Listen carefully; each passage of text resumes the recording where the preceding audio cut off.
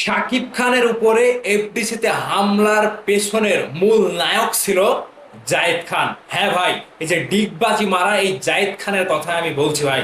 সত্য কখনো চাপা থাকে না ভাই, সত্য কখনোই দাবিয়ে রাখা যায় না, সত্য যেটা মাথা চাড়া দিয়ে আসবেই। আজকে আমরা এতদিন পরে ওমর সানি ভাইয়ের একটি ভিডিওর মাধ্যমে জানতে পারলাম যে সেদিন এফডিসিতে কি হয়েছিল এবং শাকিব খানকে কিভাবে মানে ভয়ঙ্কর আকারে শাকিব খানের উপরে হামলা করা হয়েছিল এবং শাকিব খানকে মারধর করা হয়েছিল। ভাই বাদার্স, আমরা শাকিব খানের সেগুলো নিয়ে কারোরই মুখ থেকে স্পষ্টভাবে কোনো কিছু এতদিন জানতে পারিনি। আজকে ওমর সানি ভাই তিনি সেই সময়টাতে শাকিব ভাইয়ের সাথে এক সময়তে তিনি এফডিসিতে শাকিব ভাই ছিল সভাপতি এবং ওমর সানি ভাই ছিল সাধারণ সম্পাদক। সেই জায়গা থেকে সানি ভাই যেটা বলছে যে এফডিসিতে শিল্পী সমিতির নির্বাচনকে কেন্দ্র করে সেই রাতে শাকিব খানকে ওমর সানি ভাই তিনি ডেকেছিলেন যে এফডিসিতে একটা মানে হট্টগোল হচ্ছে কিংবা অনিয়ম হচ্ছে। সেই জায়গা থেকে শাকিব ভাই ওমর সানি ভাইয়ের হয়ে কাজ করতে এসেছিল এফডিসিতে, কিন্তু পেছনের মূল নায়ক এই জায়েদ খান তার ভাই ওসি ছিল। সেই ওসির পাওয়ারে সেই ওসিকে এফডিসিকে ওসির বল প্রয়োগ করে তিনি নিজেকে এফডিসিতে অনেক বড় একটা শক্তিবান করে তুলেছিল।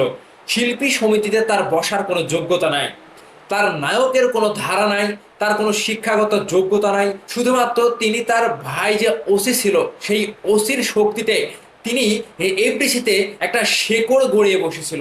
সেই জায়গা থেকে শিল্পীদেরকে একের পর এক দপকা দিয়ে হামলা দিয়ে ভয় দেখিয়ে শিল্পীদের মুখ বন্ধ করে রাখতো এই জায়েদ খান।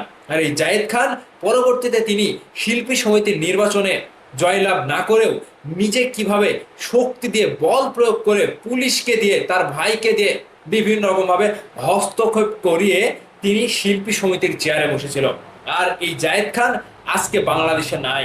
শাকিব খান ভাই দেখেন, এত অত্যাচার অত্যাচার করার পরেও, তার উপরে যে নৃশংস হামলা করার পরেও ওমর সানি ভাই যে যেভাবে বলছিল, বিষয়টা শুনে আমার কাছে খুবই খারাপ লাগছিল এবং নিজের ভেতরে ভয় হচ্ছিল যে এই পিছিতে সামনাসামনি দেখলে সেদিন যে কেউ ভয় পেয়ে যেত।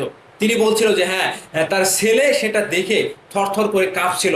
এমনকি সেই জায়গাতে শাকিব খানকে বাঁচানোর জন্য ওমর সানি ভাইয়ের যাওয়ার কোনো পথ ছিল না। তার সন্তানকে রেখে তিনি সেই অবস্থাতে সাকিব ভাইয়ের কাছে যেতে পারছিল না, এমনকি মানে কোনো উপায় ছিল না সাকিব ভাইকে গিয়ে সেখান থেকে মানে ফিরে আনার কিংবা সাকিব ভাইকে মুক্ত করার। মানে এক দল, সেটা দল হচ্ছে জায়েদ খানের তৈরি। সেই দলটা জায়েদ খান হস্তক্ষেপের মাধ্যমে পুরো এফডিসিকে নিজের দখলে রাখতেন এবং এফডিসির প্রত্যেকটা জায়গায় জায়েদ খান সেই তার বড় ভাই ওসির একটা বল প্রয়োগ করে তিনি নিজেকে মানুষের কাছে আলোচনায় আনেন। এবং কি তিনি নায়কের কাতারে না পড়লেও তিনি যেভাবে শিল্পী সমিতির নির্বাচন দিয়ে বিভিন্ন আকারের পাকনামি করে বিভিন্ন আকারের জোকারি করে তিনি আলোচনায় আসেন। এমনকি সদ্য প্রকাশ হওয়া যে হোয়াটসঅ্যাপ গ্রুপ আলো আসবেই, সেই আলো আসবে গ্রুপেরও অ্যাডমিন কিংবা একটা সদস্য ছিল জায়েদ খান, সেখানে তিনিও ছিল যুক্ত।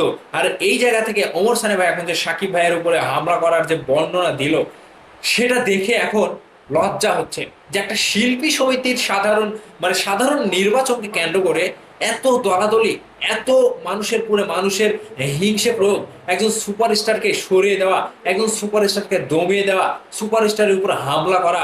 আজকে জায়েদ খান ভাই, আপনি আপনার জায়গা থেকে নিজের পায়ের তলার মাটি তো ধরে রাখতে পারেনই, নেই নিজের অযোগ্যতা প্রমাণ করলেন। সেদিন সাকিব ভাইয়ের উপরে হামলা করেছিলেন আপনি।